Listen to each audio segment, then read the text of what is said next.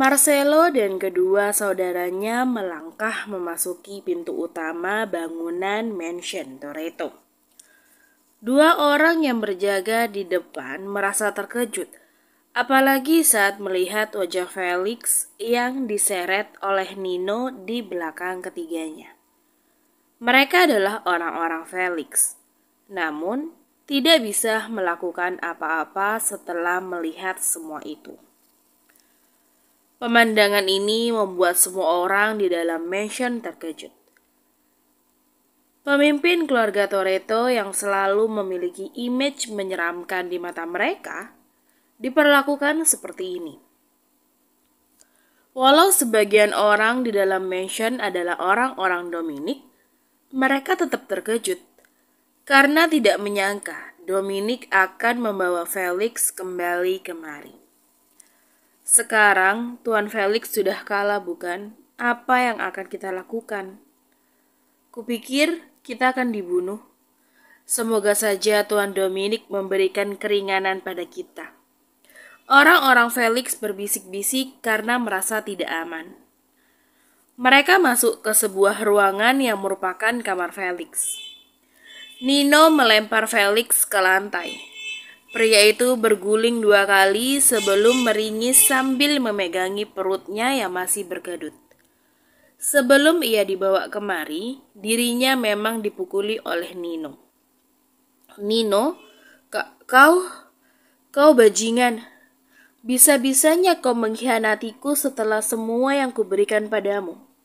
Aku memperlakukanmu dengan spesial, tapi begini balasanmu. Dasar bajingan, teriak Felix. Kenapa kau terus berteriak begitu? Jangan menyudutkan Nino, dia ini kesayanganku. Dominic memeluk Nino dari samping. Kau tahu betapa sulitnya menemukan seseorang yang mampu bersabar lebih dari 20 tahun demi membalaskan dendamnya. Dominic menepuk kepala Nino. Dendam? Felix tidak mengerti. Oh, kau pasti tidak ingat dengan keluarga Barry. Tapi aku malas menjelaskannya, celetuk Dominic. Barry? Felix langsung mengingat semuanya. Ini terjadi saat ia masih menjadi bagian dari Aguero. Hari itu, Alessandro ingin bekerja sama dengan keluarga Barry. Namun, Felix tidak menyukai mereka karena mereka mengetahui rahasia pemberontakan yang akan dilakukan oleh Felix. Felix bekerja sama dengan keluarga lain untuk membantai keluarga Barry di kediaman mereka. Felix telah menghabisi semua orang, kecuali putra bungsu mereka, seorang anak berusia 7 tahun yang menangis ketakutan di sebelah mayat ibunya. Felix meninggalkan anak itu di tengah kobaran api yang melalap rumah kediaman Barry. Namun, anak itu tidak meninggal. Dia hidup karena Charlene Handoko menyelamatkannya atas perintah Alessandro. Charlene terlambat datang, sehingga ia hanya bisa menolong 1 orang saja. Charlene membawa anak itu, merawat dan melatihnya dengan baik.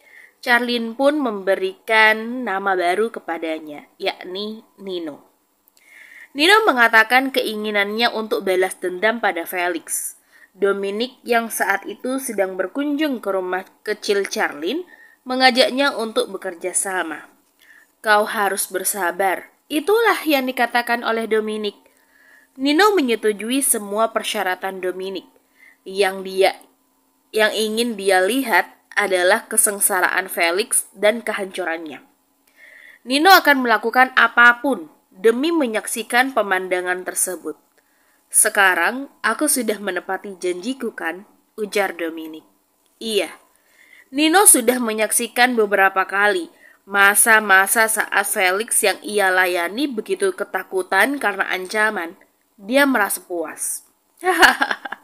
Felix tertawa keras membuat semua orang diam dan menatapnya. Begitu ya, rupanya kalian semua hanya para sampah yang bekerja sama karena tidak sanggup mengalahkanku sendirian, ujar Felix. Lalu kau? adalah sampah yang bekerja sama dengan kelompok lain karena tidak bisa menghancurkan satu kelompok, balas Marcelo.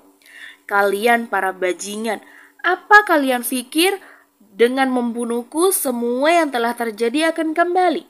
Balas dendam hanyalah hal sia-sia, karena semua yang berharga bagi kalian telah aku hancurkan, ujar Felix. Memang benar, kau menghancurkan beberapa kebahagiaanku. Marcelo menginjak dada Felix.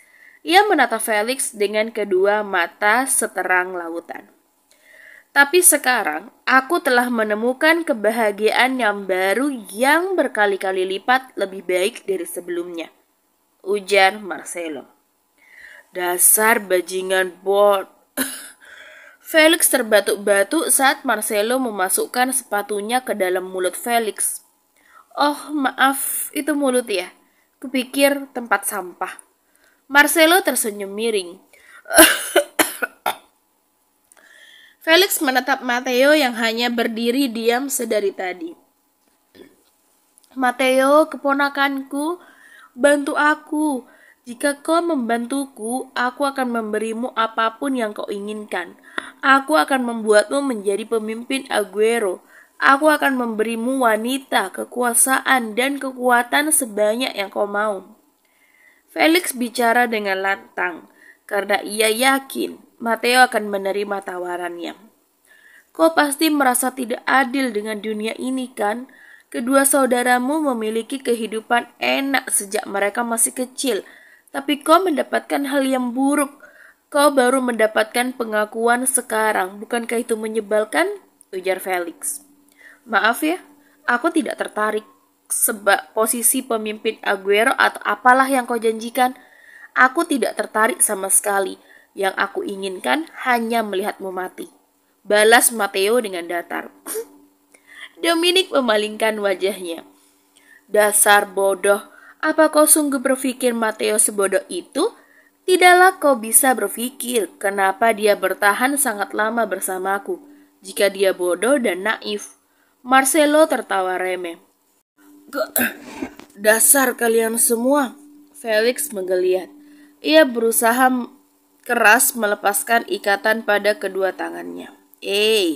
Aku harus mengabadikan momen ini. Dominic mengeluarkan ponsel dan merekam Felix yang seperti cacing terkena garam. Dominic, aku merawatmu dengan baik dan menganggapmu sebagai putraku sendiri.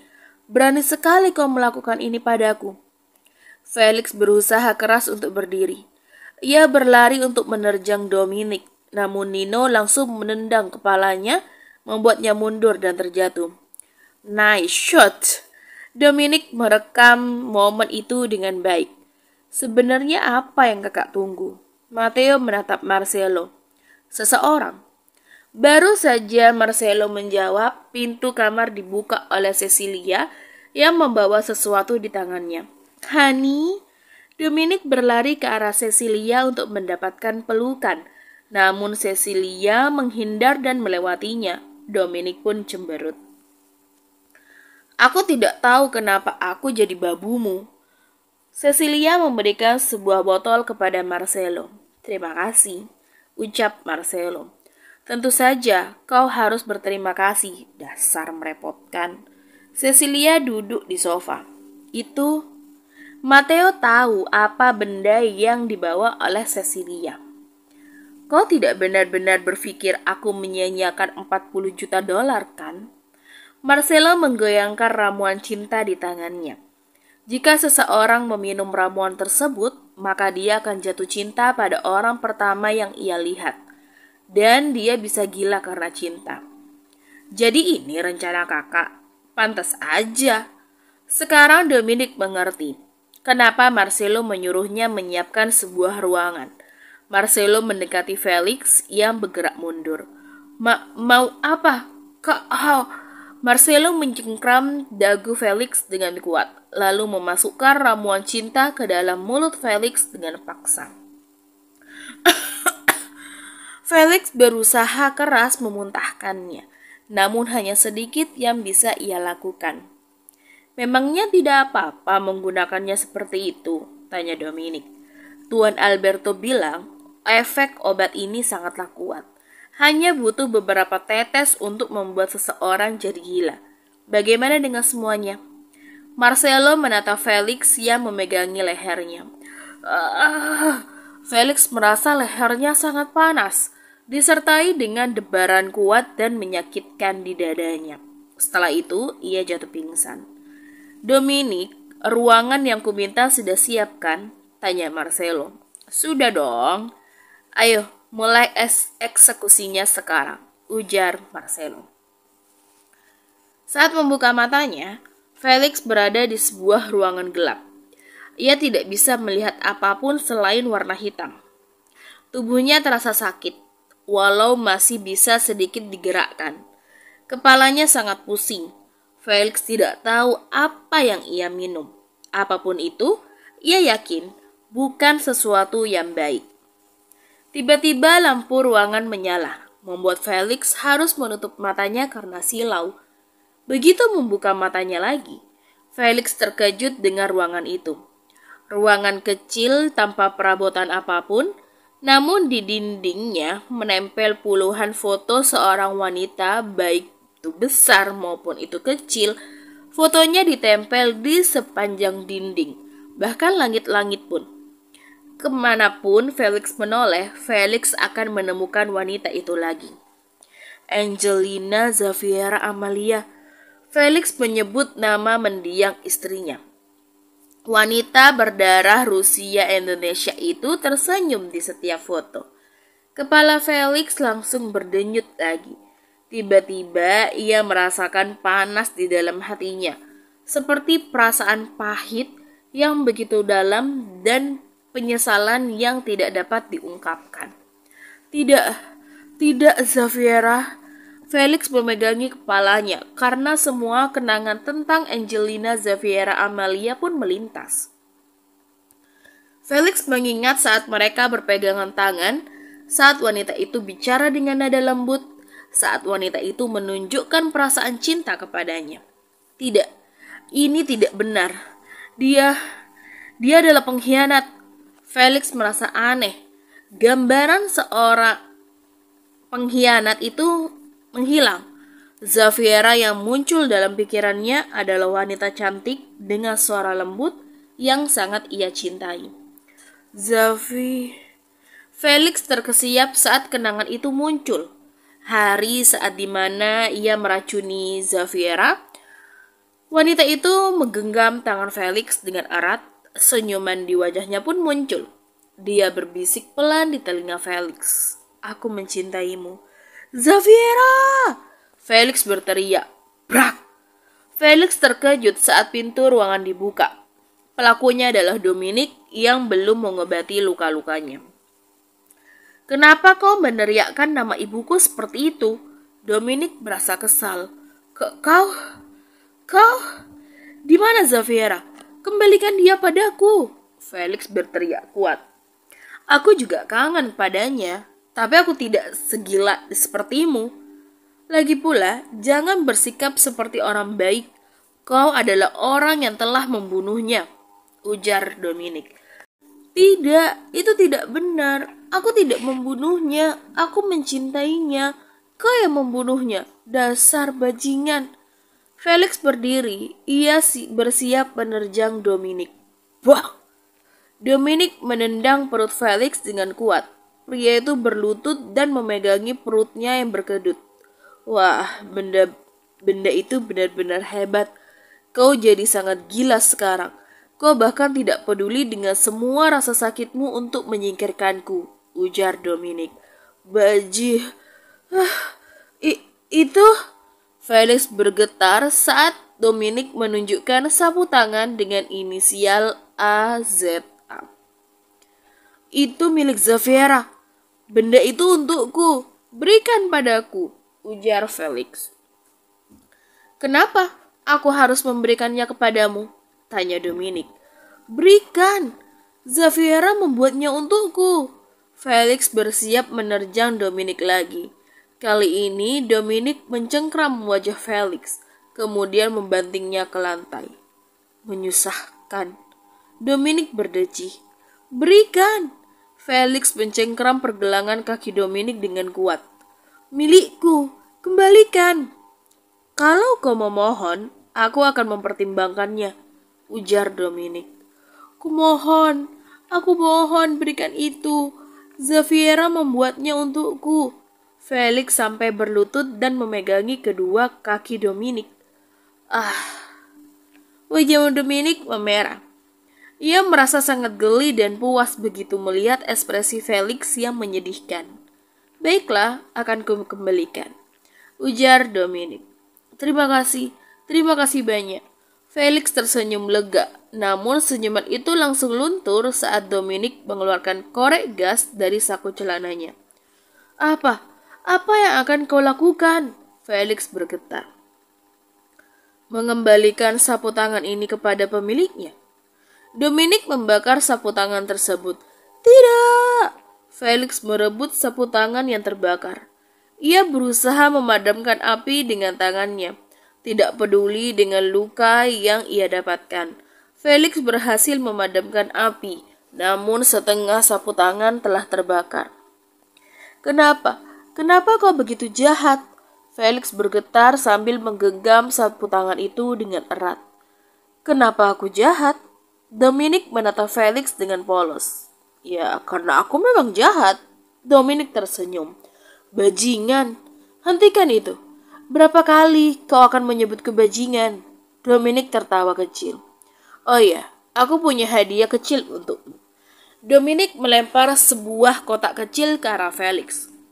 Terima kasih karena sudah membesarkanku dengan baik. Karena aku telah dibesarkan dengan baik, aku harus menjadi anak yang baik.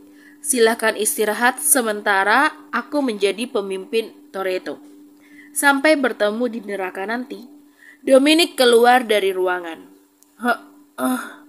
Seperti orang bodoh, Felix mengambil kotak yang diberikan Dominic dan membukanya. Isi dalam kotak adalah sebuah bulatan kecil berwarna hitam yang terlihat seperti kelereng. Itu adalah hadiah ulang tahun yang diberikan Matteo kepada Dominic. Dasar bajingan itu. Felix melempar bulatan tersebut hingga menggelinding ke sudut ruangan. Felix duduk menyandarkan punggungnya di dinding. Kepalanya kembali merasa pusing saat Xaviera muncul di sana. Rasa sakit di kepala Felix semakin bertambah. Felix merasa kepalanya akan pecah dan meledak. Xaviera. Felix memeluk sapu tangan dengan erat. Dia meneteskan air matanya. Bagaimana bisa aku melakukan itu padamu, sayangku? Kau adalah orang yang aku cintai. Bagaimana bisa aku melukaimu? Kenapa aku melakukan itu padahal kau sangat peduli padaku? Felix tidak bisa mengendalikan dirinya. Semua hal buruk tentang Xaviera terhapus dari ingatannya. Xavieraku. Felix terisak. Ia merasa sangat sakit, benar-benar sakit. Kenapa kau melakukan itu? Cecilia menatap Dominic yang baru masuk ke dalam ruangan. Apa maksudmu?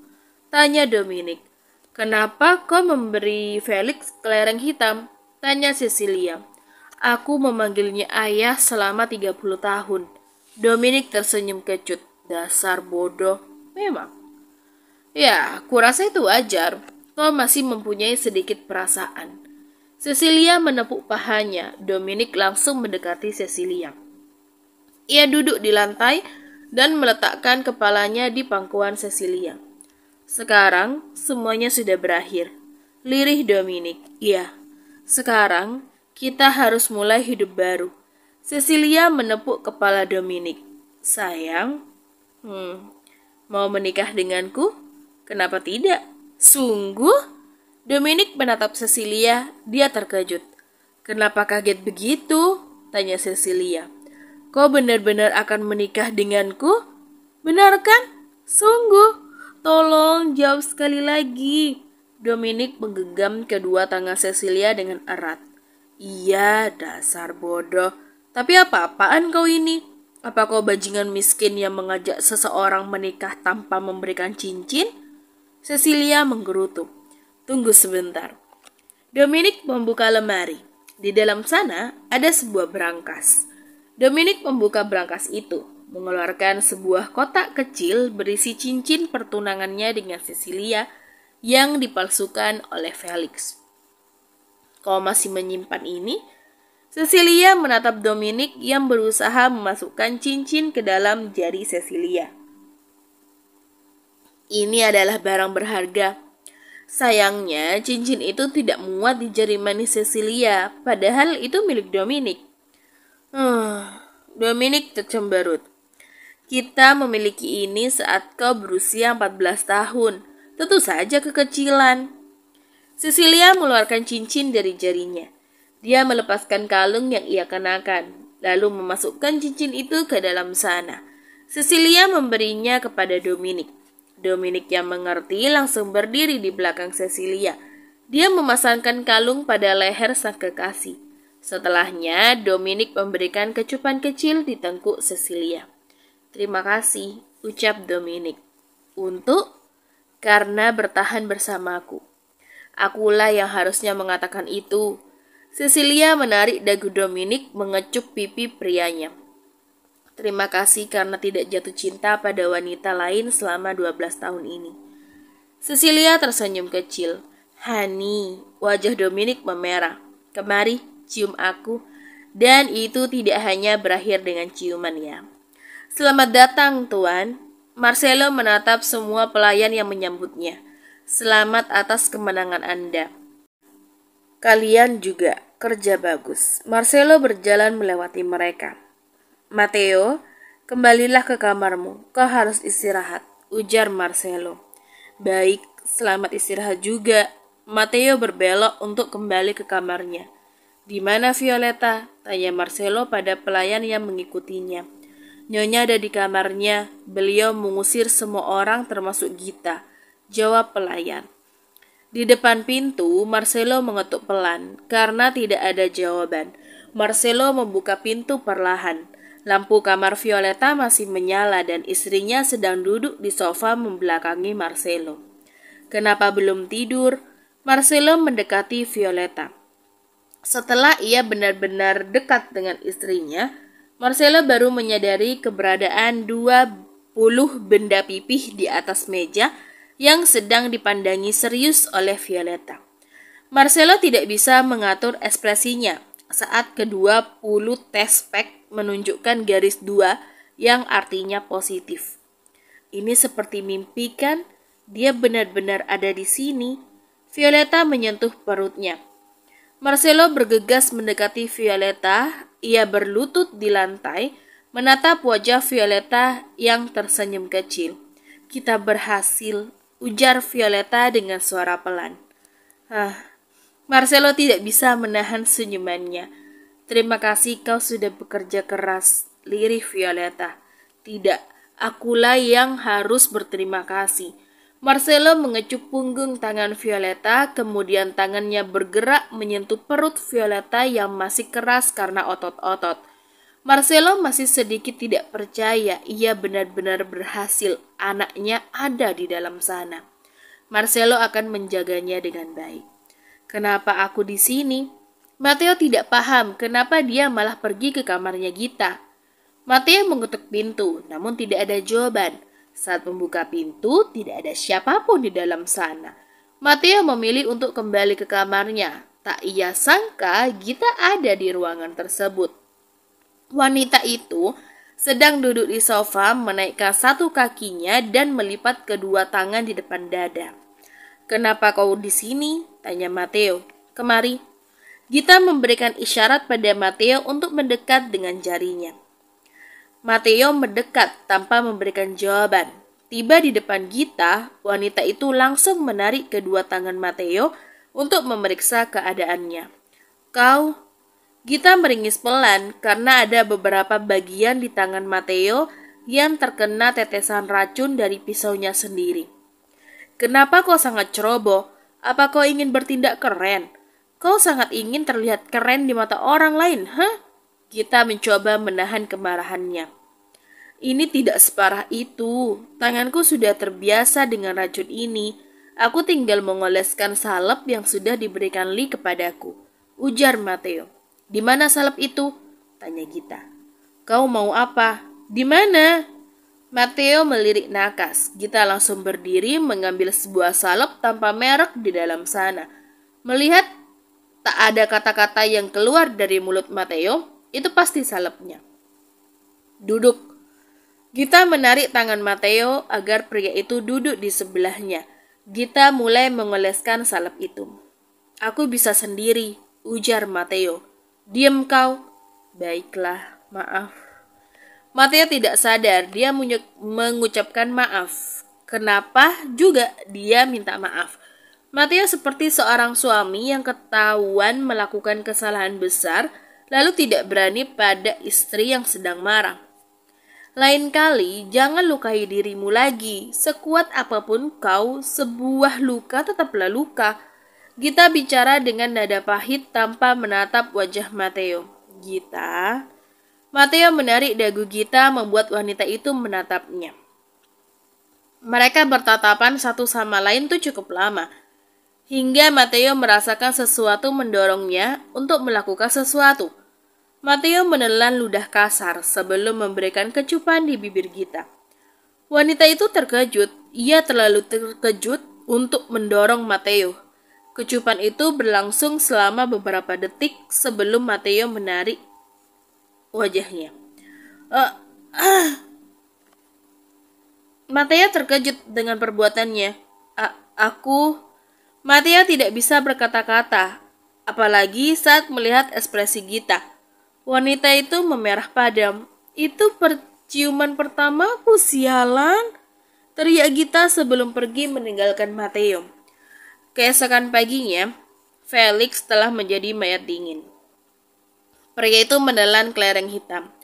Sebuah racun luar biasa yang membunuh satu persatu saraf manusia. Racun ini terasa sangat menyakitkan. Dan baru ada beberapa butir di dunia. Rasa sakit yang dirasakan si peminum seperti tubuhnya akan meledak dan hancur. Rasa sakit yang dirasakan pun berlangsung 12 jam. Selama itu si peminum tetap sadar. Walau begitu, Dominic tetap menganggap ini cara pembunuhan yang manusiawi untuk ukuran Felix. Dominic bisa saja menyiksa Felix selama berminggu-minggu atau bertahun-tahun. Tapi ia terlalu muak dengan semuanya. Dia lelah melihat wajah Felix, suaranya, dan semua tentangnya. Namun Dominic tetap ingin menjadi seseorang yang mengakhiri nyawanya. Kau yakin Marcelo tidak akan marah? Tanya Cecilia. Kakak pasti akan sedikit marah. Aku hanya tinggal memberikan rekaman sebelum kematian Felix. Dominic tersenyum. Dia mati dengan cepat. Cecilia menghela nafas kasar. Ia merasa ini tuh tidak adil. Felix mati dengan mudah. Padahal ia mendapatkan banyak masalah. Tapi saat melihat wajah Dominic, Cecilia hanya bisa menghela nafas sekali lagi. Felix Toretto sudah mati, ujar Matteo. Aku tahu. Saat Dominic memohon, aku sudah tahu kalau dia akan membunuh Felix tanpa memberinya siksaan yang pantas. Sejujurnya aku sangat kecewa, tapi mau bagaimana lagi? Dominic adalah yang paling tersiksa di sini. Dia berhak memutuskan semuanya. Marcelo merapikan setelan casual yang ia pakai. Semuanya akan berubah sekarang. Semua memang akan berubah pada waktunya. Kita harus bersiap menghadapi semua hal. Marcelo menatap Matteo. Apa yang akan kau lakukan sekarang? Tanya Marcelo. Matteo tidak melanjutkan perkataannya. Pikirkan lagi baik-baik. Aku akan menerima apapun keputusanmu. Marcelo menepuk bahu Matteo lalu keluar dari kamarnya. Kenapa kau lama sekali sih? Violeta sudah menunggu di luar bersama Gita. Maaf, aku merasa gugup sampai tidak tahu harus menggunakan pakaian apa, ujar Marcelo. Dasar bucin. Gita menoleh ke arah Matteo yang keluar dari kamar Marcelo. Ia langsung mengingat kejadian malam itu. Gita membalikkan tubuhnya membelakangi Matteo dengan wajah memerah. Kau kenapa? Tanya Violeta. Tidak apa-apa kok. Gita mengipasi wajah dengan tangannya. Dasar aneh. Ayo. Violeta menggandeng lengan Marcelo, lalu menyeret Gita dengan tangan lain. Gita menghela nafas begitu ia memasuki mobil. Apa terjadi sesuatu antara dirimu dengan Matteo? Tanya Violeta. Gita kembali memerah. Ia tidak menjawab dan langsung menyalakan mesin mobil untuk pergi ke alamat yang diberikan oleh Marcelo. Violeta tersenyum miring. Diam deh kalian. Kalian mau ngapain ke rumahnya Lee? Gita mengalihkan pembicaraan. Memeriksa kandunganku, ujar Violeta. Hah? Kandungan? Gita mengerutkan dahinya. Sebenarnya aku mau pergi ke dokter, tapi Marcelo malah ingin menemui Lee dulu, ujar Violeta. Tunggu sebentar. Apa maksudmu dengan kandungan? Memangnya kau hamil? Gita tertawa kecil. Iya, aku hamil. Hahaha, bagus sekali. Gita menganggap itu sebagai candaan sampai mereka tiba di rumah pribadi Lee. Sampai di sana, Lee langsung menyeret mereka masuk ke ruangan tempat ia melakukan USG pada Cecilia. Wow. Gita tidak bisa memalingkan pandangan dari layar yang menunjukkan keberadaan kehidupan kecil di perut Violeta. Dia benar-benar di sana. Marcelo menggenggam erat tangan Violeta, kedua matanya terus menatap layar. Bukan dia, tapi mereka. Ada dua kehidupan di sini. Lee menunjukkan dua kehidupan kecil di dalam rahim Violeta. Dua? Gita terkejut. Kau top chair ya? Violeta tertawa kecil ke arah Marcelo. Dua? Wajah Marcelo memerah. Dua berarti tanggung jawab yang kalian miliki lebih besar. Kalian harus merawat mereka dengan baik, ujar Lee. Tanpa kau katakan, aku akan merawat mereka dengan baik. Dia tidak hanya menjaga dua calon anaknya, tapi juga seorang istri yang menanggung hal besar di tubuhnya. Aku akan menjaga kalian semua. Marcelo memberikan kecupan kecil di kening Violeta.